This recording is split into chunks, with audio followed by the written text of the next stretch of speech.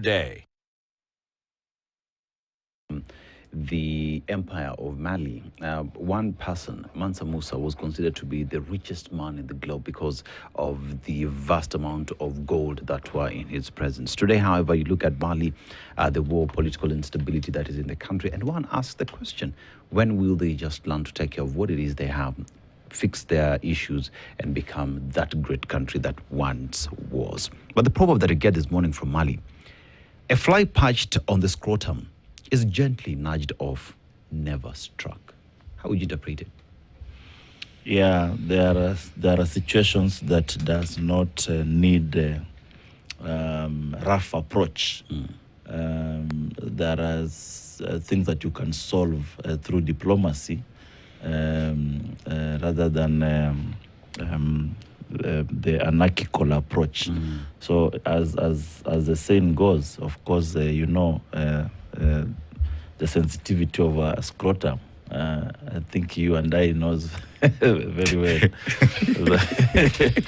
that that's an area that is a bit sensitive, and of course, proverbs emanate from parts of our body, but they're interpreted differently. And the simple interpretation of that is that there are situations that you have to approach keenly, and you use diplomatic way to solve.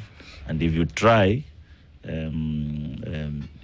using some other means or applying energy, then you are the one to lose. Yeah. Well interpreted, well said, Asante. Okay. So where have you been?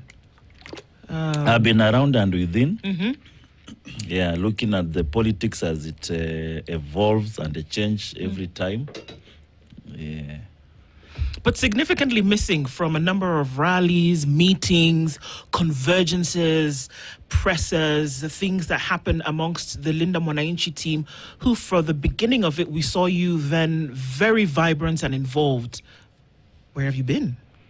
Yeah, we not all soldiers are deployed to the field. Some are in the kitchen or in the chapel? Not in the kitchen, definitely.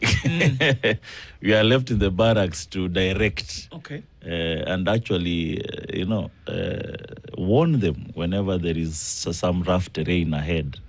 And you say, yeah, I can see on the map, this is not, the weather is not good. This terrain is a bit difficult. Please divert or retreat. So there are always those soldiers. Not all are field marshals. Some are house Negroes. So I'm the house Negro. Oh, really? Does the field marshal know that you're the house Negro? Yes, they know. Okay. Yeah. Okay. Yeah. Well, the house Negro, okay. Well, what an analogy to go by. Because then it would mean there is a master behind the house absolutely. Negro. Yeah. And I think when you look at now these formations of because we are approaching rapidly the ballot. Yeah. In a year and a week, Kenyans will decide who becomes the next president and what political formations form the next regime, which you've been very vocal around. You've been saying we need a renaissance, which means we need a fresh, new beginning, new thoughts, new energy, new trajectory on how we run our own country. Currently, you are a hired man. People of Kenya have employed you to represent. But as we said, in another weeks, 40 weeks, people go for party primaries. So those coalitions will be important on how people align. When you look at it today, various corners are speaking different languages. You hear people saying there'll be a 2002 moment, or if you're not careful, you're going to have a 2007 moment. And others like yourself are saying we need a fresh new beginning. Which way to go? What are the considerations we must start looking at as we organize and reorganize politically and these political vehicles? What are things should we look at? Is it the legacy politicians, which utterly you have rejected? Interestingly, you even had a candidate in Olkalao because you stand for something. So what should we start looking at as Kenyans for this renaissance to be birthed in the coming vote? Yeah, first of all, on 11th of August, that is next Tuesday, I'll be launching a people's movement. A people's movement that will clear all these legacy politicians out of our sight. A people's movement that will birth in new leaders that will give up a platform for young, imagine, not necessarily young, but young in terms of not having been in the political space, new faces that can drive a new agenda. This generation is a bit uneasy. Our generation are looking at leaders who have been there for quite some time, and there is no change that you can really infer to them. It is not bad to be in leadership for long, but what is it that can be assigned to your name? What is the legacy that you left while in leadership? If you go to Saboti, Right. they'll tell you they never saw classrooms being built until Caleb came in. They'll tell you for the first time there is an education program that serves people so well, and that's the reason why they re-elected me, devoid of tribalism, despite my party, ODM, not being the predominant party there. Right. Despite my tribe being minority, very tiny minority of just less than 500 people.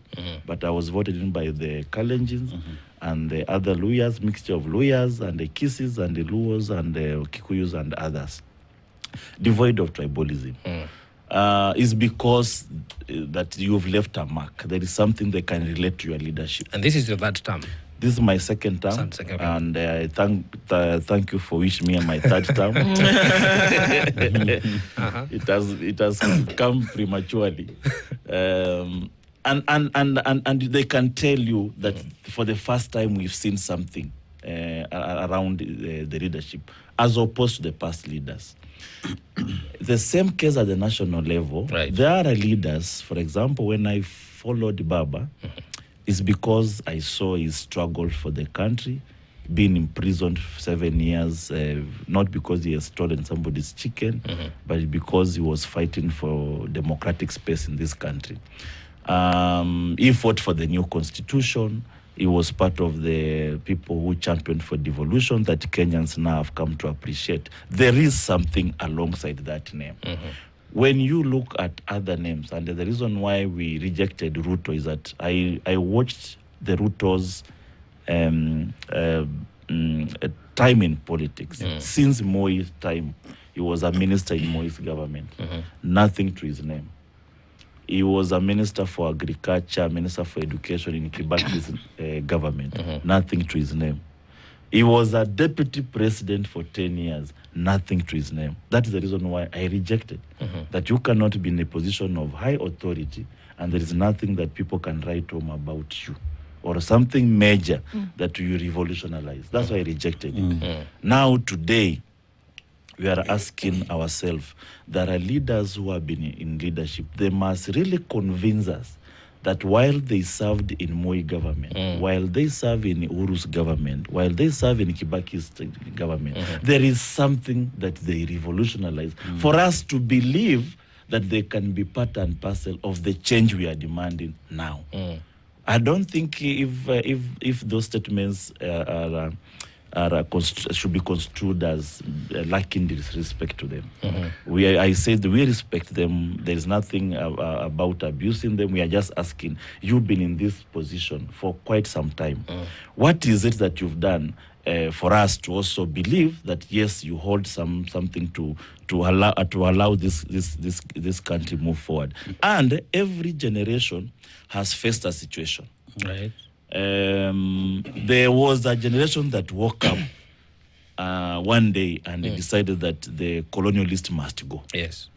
That generation was led by Jomo Kenyatta, Bildad Kagia, Dendan Kimathi, Ocheng Aneko, Harry Thuku, Paul Ngei, all those, the Majimaji, not Majimaji, the Maikatilile wa Menza, of course, somewhere, Koitalel Arab somewhere, Mbingu wa, Mwindi wa Mbingu from Eastern, they were all from all corners of the country. And they said, no, enough is enough. Yes.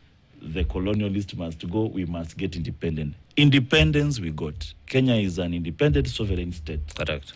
We are not fighting for the independence of this country.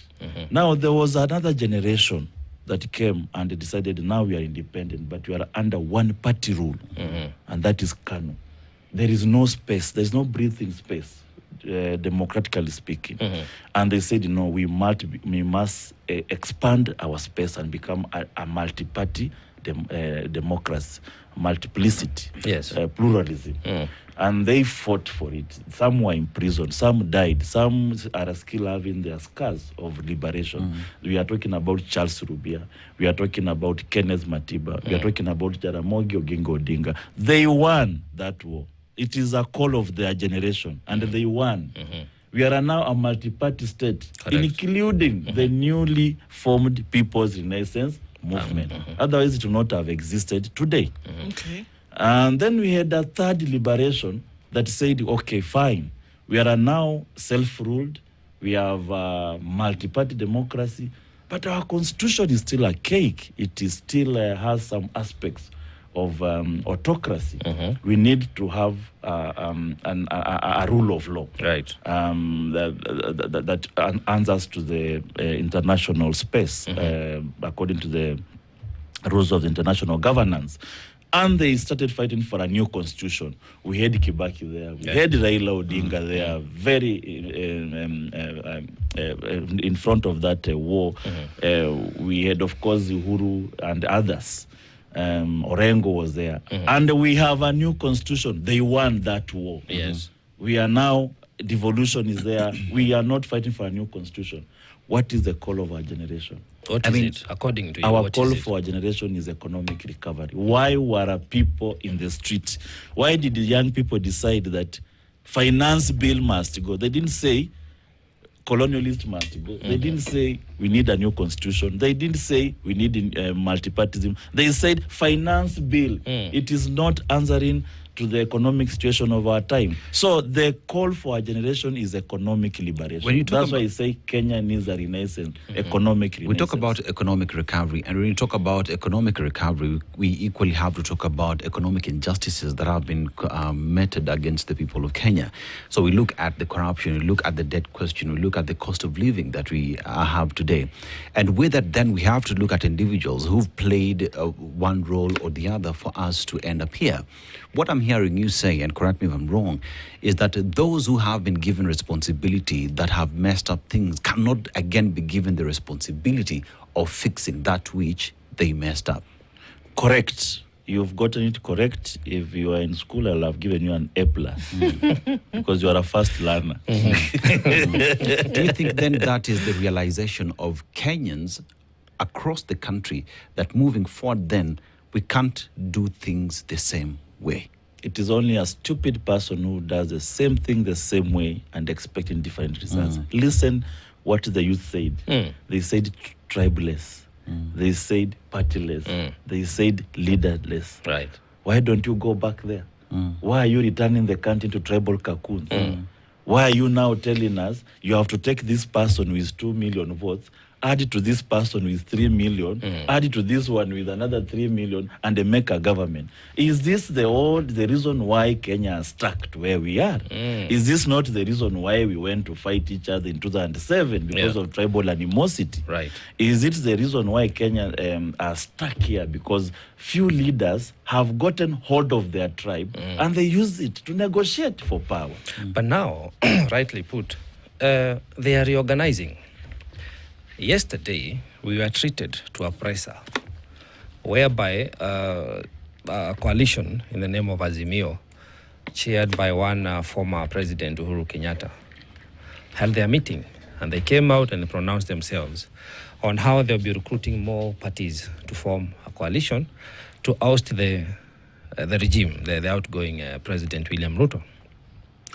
My question is, you've rightly put it that what we need is an economic liberation, economic renaissance, for us to adjust the cost of living for everyone, for us to better the quality of life for every Kenyan, not for some tribe or for some sectors of the country, for everyone. These people, when you look at them, for a long time they have been the coalition of the deputies, because most of them were deputies. Then they became, now they've added on, they impeached. Then they became the alternative government, the united opposition. They keep mutating. I've not had an agenda that they are saying this is what we stand for. The biggest agenda we've had from them is that Ruto must go. And that is not for them to decide, because when I see characters like J.B. Muturi, he was supporting President William Ruto. Now he's no longer there. But when he was still in office, Kenyans in June 2024 said Ruto must go. When you hear the Azimio reaching out to the DCP party leader, you wonder. The DCP party leader, the impeached deputy president, was a deputy president when Kenyans were saying Zakayo Ashuke because the taxes were too high. So it is like a collection of the people who have been rejected over time that now want to come together and convince us that their chairman, the president, the former president Uhuru Kenyatta, can give us a better option than his deputy that he had for 10 years to run this country.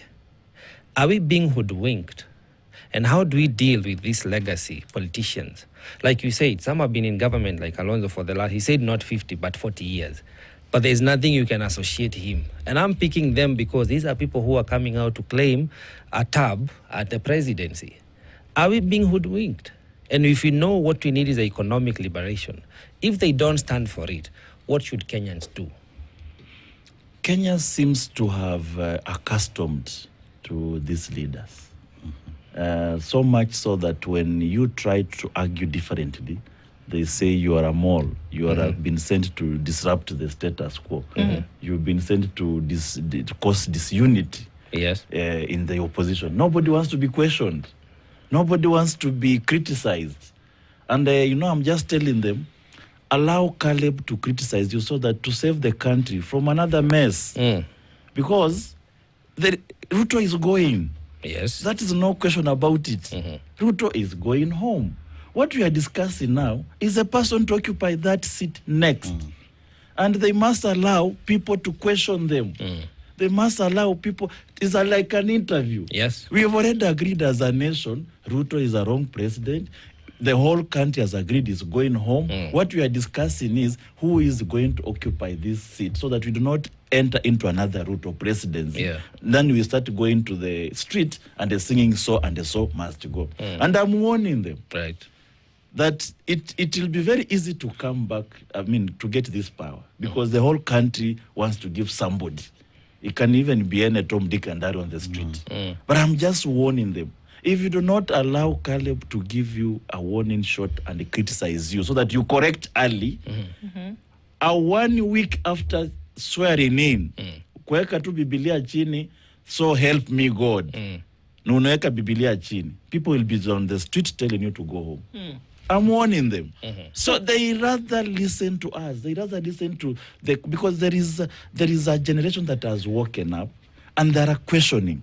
It doesn't matter whether Ruto goes home. Even the one who will occupy that seat, he will face the same wrath. In fact, it will not even take a week because you will be you are carrying the hope of a whole generation to change the mess that Ruto has done. Now, if you do not want to be given even ideas on how you are going to change this mess, and you don't want people to question you, you want just to carry your tribal cocoon. You are telling me, forget about carrying a tribal cocoon, forget boxing us. Somebody is telling you, and to mobilize kule wa lawyers, tupigie kelele hapa, how many lawyers are you bringing to the table? That is exactly where we want to go out from. That is the reason why we said we are a tribeless. That's the reason the Rek Masai was killed on the street.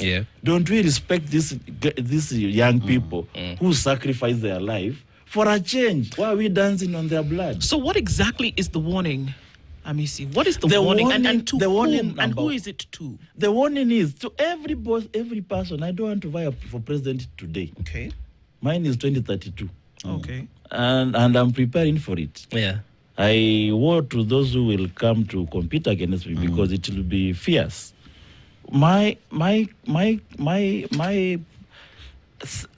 just trying to warn any other person who has presented himself to be a president in 2027 that you remember the volcano is still active. The Gen Z volcano is still active. It can erupt on you badly.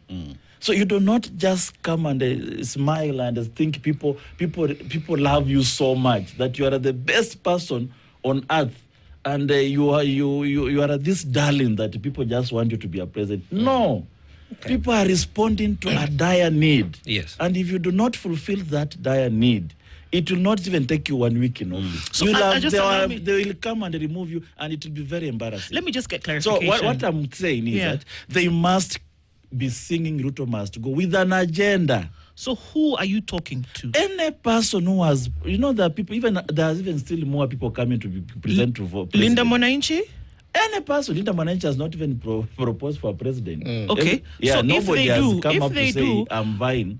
And Linda Mwananchi is a movement. So let me just, because you said essentially that the movement that you came up with is what essentially birthed Linda Mwananchi, right? That's true. So, okay, we see you on the periphery. I mean, you can say you were, in the house. But the question is here, it seems like you're telling the folks that maybe you're kind of with or not with at the moment, you're telling them that to be very careful because there's still a chance that President William Ruto can come back if they don't get their act together.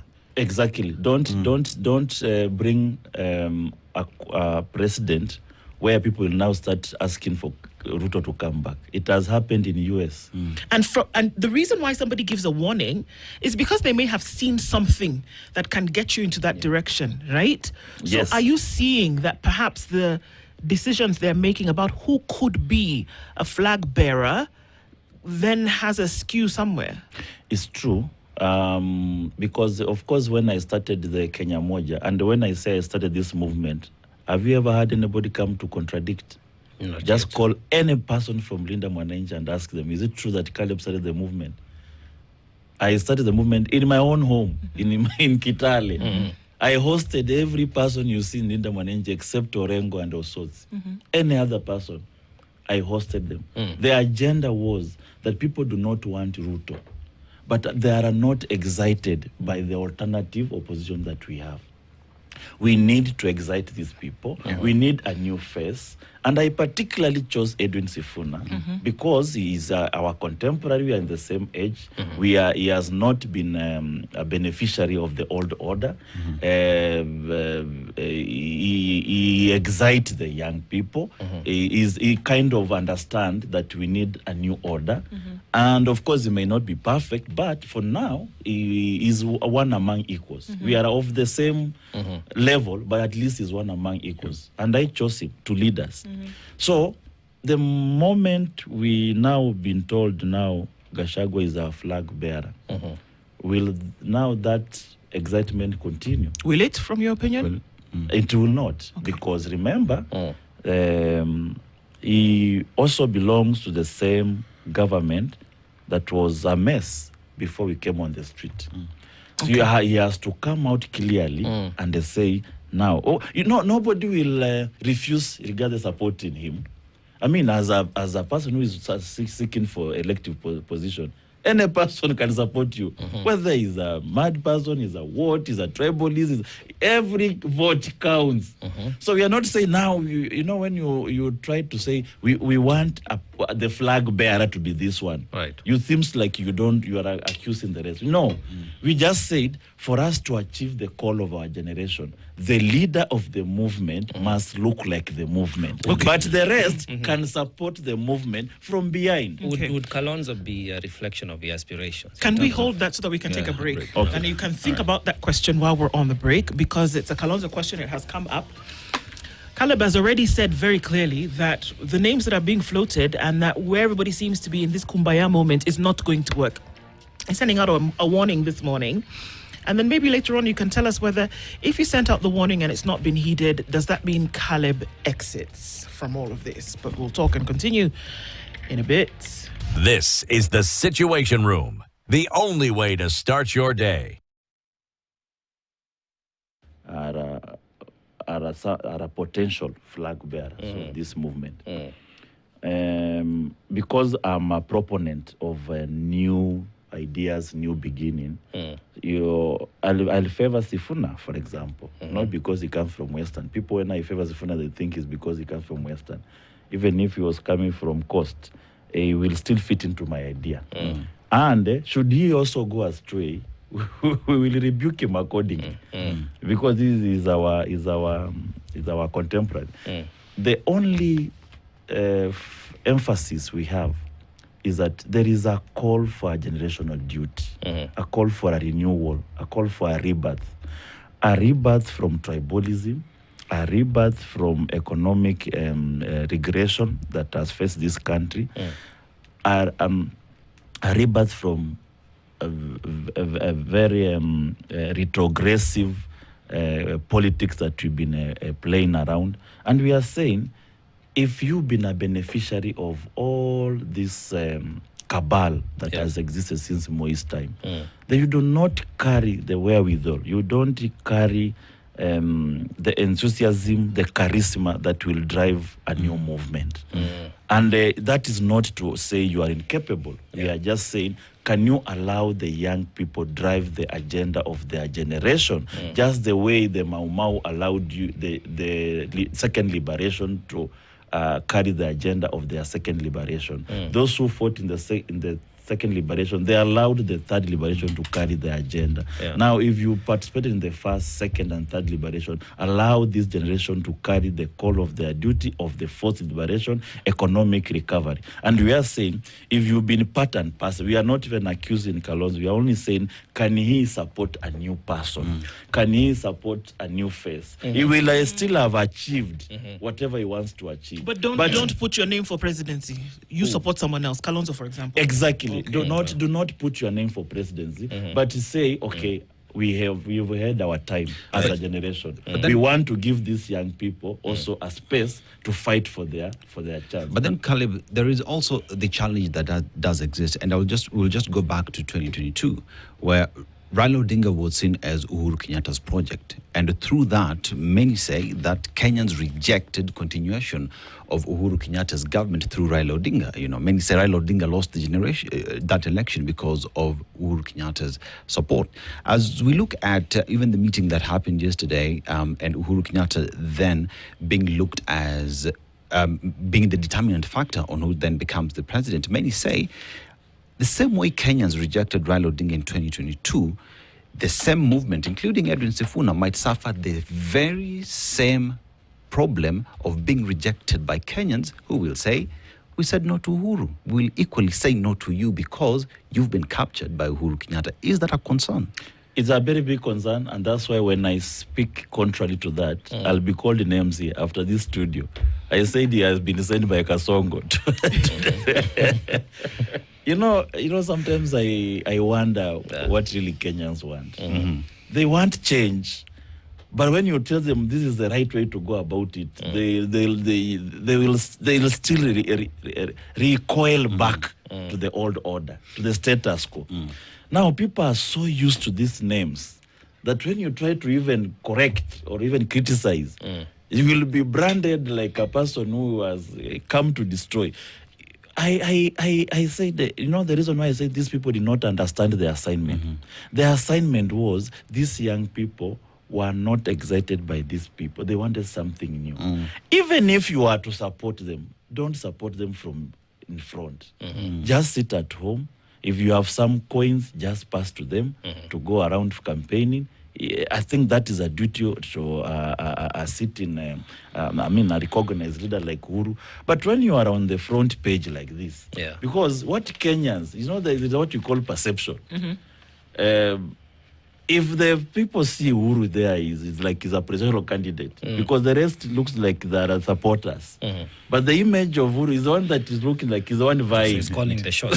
and the politics is driven by perception. So already, this one is perceived is that we are going to have Ruto versus Uhuru.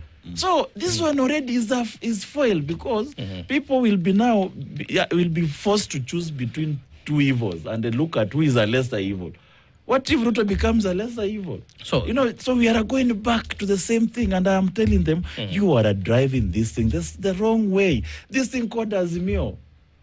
What is it? What is Azimio now? I mean, there is no ODM left Azimio. Long time ago.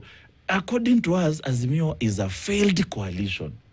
Because it never had a binding agreement, nothing in terms of agenda binds us together. You can't just come up with a conglomerate of things and say, because we do not have a coalition or another coalition, let's try this. This is removing William Ruto is not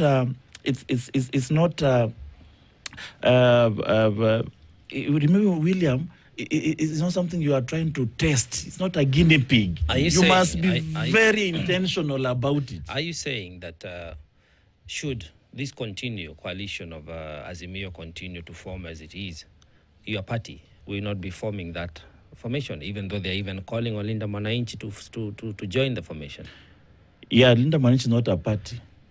Are you saying your party will not be joining Azimio? We will want to know who is the flag bearer. Okay. Yeah. If the flag bearer is Edwin Sifuna, we'll be there with him. So and even if he's Kalonzo, he'll have to really commit that, number one, the bad manners of the past regimes are gone. This is some agenda that he wants to do that is, it is in tandem with what the party stands for. But as it is, we are going the long haul. I said on 11th of August, we are launching a people's movement that is going to bring new leaders, not just at the executive level. Right. Remember, you can have Kalonzo as a president. Maybe he's a good man. Maybe he's not corrupt. Then he gets a rogue parliament. What can he do? So we are also saying the parliament, as it is now, must also be changed. And the movement, part of what the movement is going to do is to ensure as many new people come to parliament as possible. Now, in shifting gears, I am perturbed by the idea that the next presidency must be determined by a boardroom meeting somewhere in some corner. And yet, the majority of the stakeholders are the voters. Yeah. That we, the people, we, the Kenyans, are the one who should decide. Actually, we'll have to go to the ballot to actualize that decision. If these boardroom meetings are not speaking to the economic crisis we are in, is there room for us as Kenyans to decide whom we will want to be a people's candidate based on the need that we want addressed?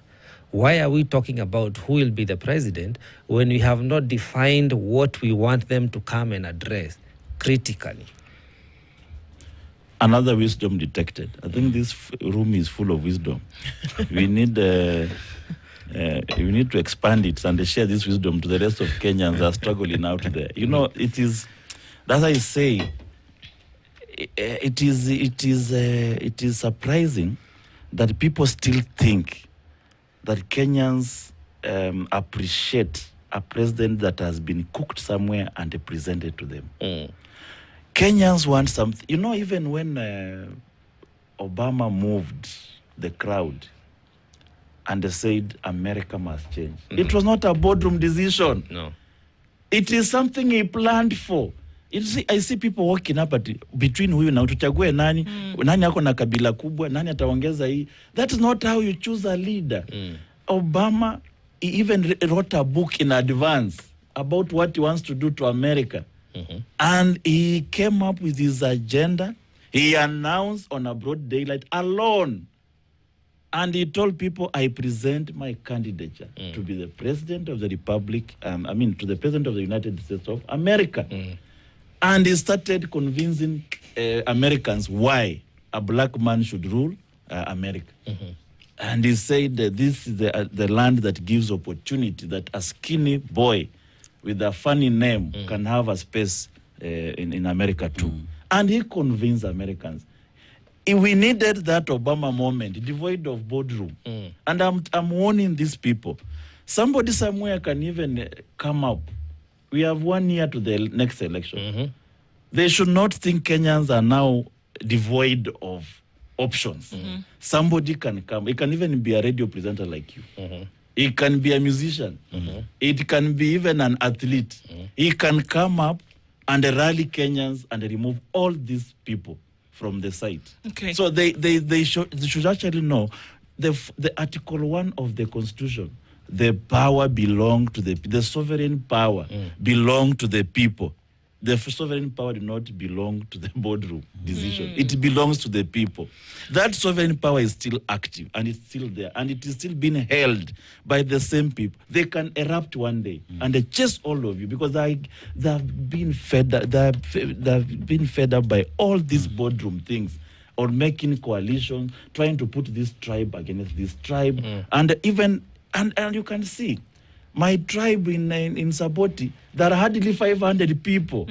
I won with 25,000. This thing of tribalism is a game played by weak leaders. When you hear somebody hiding behind a tribe, he is so weak that he cannot convince another tribe. It's like, when you have family members. Yes.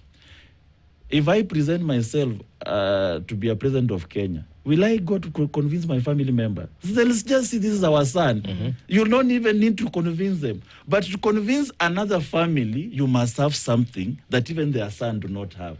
So tribalism is a game played by weak leader. When you see somebody hide behind a tribe, just know you are caught in a weak leader. You must have the capacity to convince beyond your tribe. Okay. So you said that also in a few weeks, I don't know if it's months, that you're going to be On Tuesday. On Tuesday, right?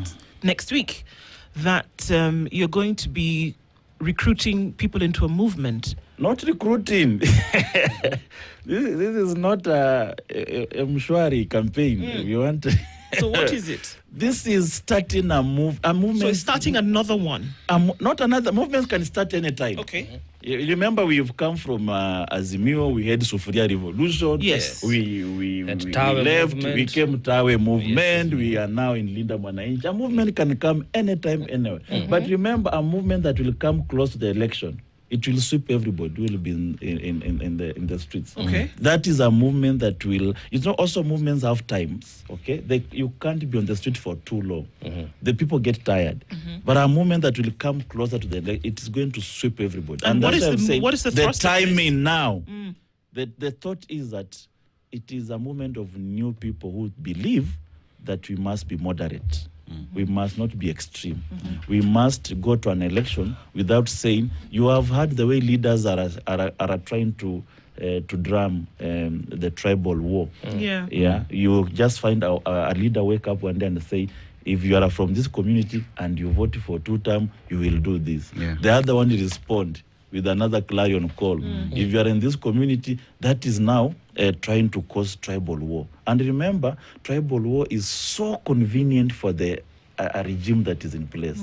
Because if people fight during an election, who remains the president? Okay, but I'm trying to so I want to, it was just for clarity's sake, so that we don't have people muddled here, that you've supported the idea of Edwin Sifuna because of the fact that he resonates with people and that he doesn't have anything beyond a love for the country, and to ensure that the rule of law above everything else is sustained.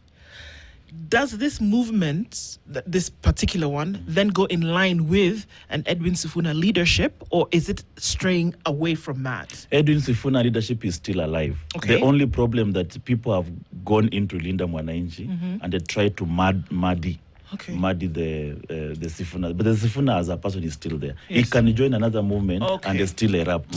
But the Linda Mwananchi, as you can see now, the way Orengo will go and they'll look for Aisha. Now you wonder if these people were removed from the government and Gen Z said they must go home, then you bring them back to a new liberation, to the same thing. You are discouraging them. You are so it has been muddied with people who want self-interest. They want to achieve some goal. Remember, people don't join movement because they love you. In fact, you might find I'm the only person who loves Edwin Sifuna in that And movement. that's why. So these people, sorry. Because they want to join so that they can, some people have to go home. But they want to lean on something. So that they don't go home. So that they don't go home. And could that not be the same reasoning for all of the people in this picture except for Edwin Sifuna? Most likely there are some people who want to preserve their names for some time. Of course there are... I really have no problem with some of them. Okay. Because, you see, you have also to give to them. Longevity should not be a crime. But it is when you are in leadership? What did you do? do? What did you do? Yeah, we can even have an old man as a president now. I mean, I've even supported Maraga. It doesn't mean that you must be young. Okay. But it's that when you are in leadership, when you are in Supreme Court, you nullified an election. There is something to your name. When you are in the position of leader, there is something you did for the country. But should it turn out that your preferred presidential candidate turns out to be a project of the former president? Then we will leave him on the street alone. Because, we don't want also projects. Yeah. We want projects of the people. Because projects of individuals can be brought to satisfy the interest of that individual. So if we recognize that you look like a project, you quack like a project, you swim like a project, then you will walk alone. So one ask the question then, if I'm just going to ask the question directly. When you started the movement, you and Sifuna were close, pretty much going across the country talking to Kenyans. Over time, we've seen you kind of stay away from these meetings that have been there. And one asks the question then, when Kenyans identified with the movement and saw this as the alternative that they want, as the future that they want, do you think that as we speak right now, Linda Mwananchi has lost the plot by seemingly quoting or being in bed with those that Kenyans have said no to? And how does that then affect the movement moving forward? We cannot condemn Linda Mwananchi now because it is still sailing. It's just going through turbulence and the waves. The storm is strong. We are just worried that the storm can actually sway it away on the shore.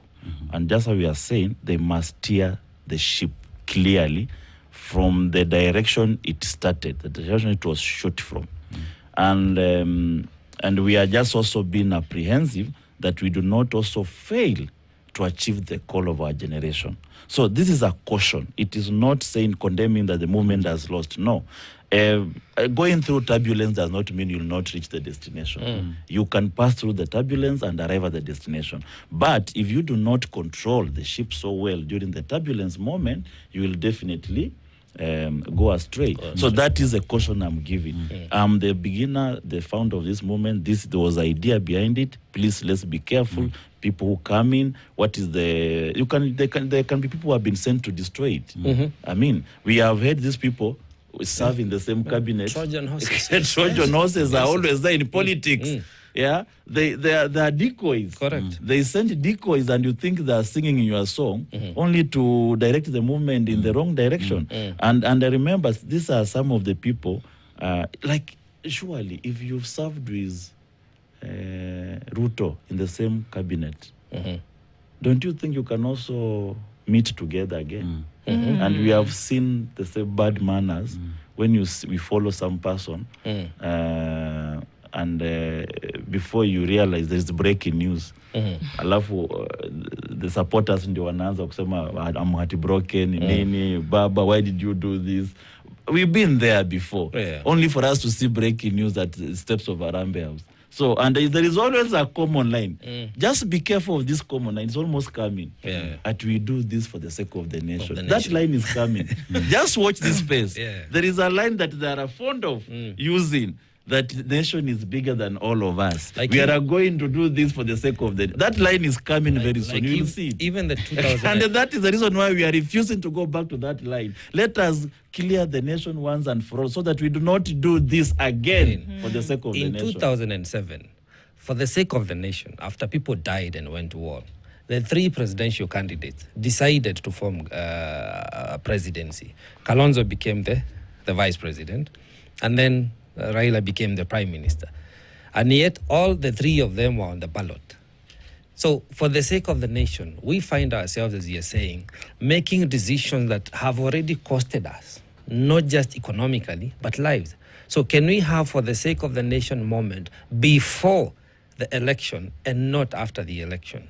So that we are able not just to save lives, but also make organized governance that will appreciate the rule of law as we have it today according to our constitution. And talking of constitution, I would want to ask you, as a lawmaker, there is a Presidential Retirement Act whereby a retired president should not be a leader of a political party. Today you have Uhuru being the political party leader of Jubilee and the chairman of the Azimio. How do you speak to that as a legislature? Yeah, of course, Uhuru, I do not mind Uhuru playing politics. Former presidents that are politicians by nature, they say one's a scout, always a scout. Therefore, one's a politician, always a politician. His blood could be boiling to play politics. That is his constitutional right. I also do not see the need for him to continue becoming a party leader. He can be a patron, for example, because a party leader of a movement, it means you are at the head of that movement. If an army is going to war, you are the commander. So you are taking this army to war to win. You cannot win a war as a general and leave it to a junior now to take over. A general who wins a war means he is taken over the territory. So if he should not be in front, he should be a role model behind. He should be guiding. He should be telling guys, I've been in this terrain. Don't go this side. He should be offering guidance from behind.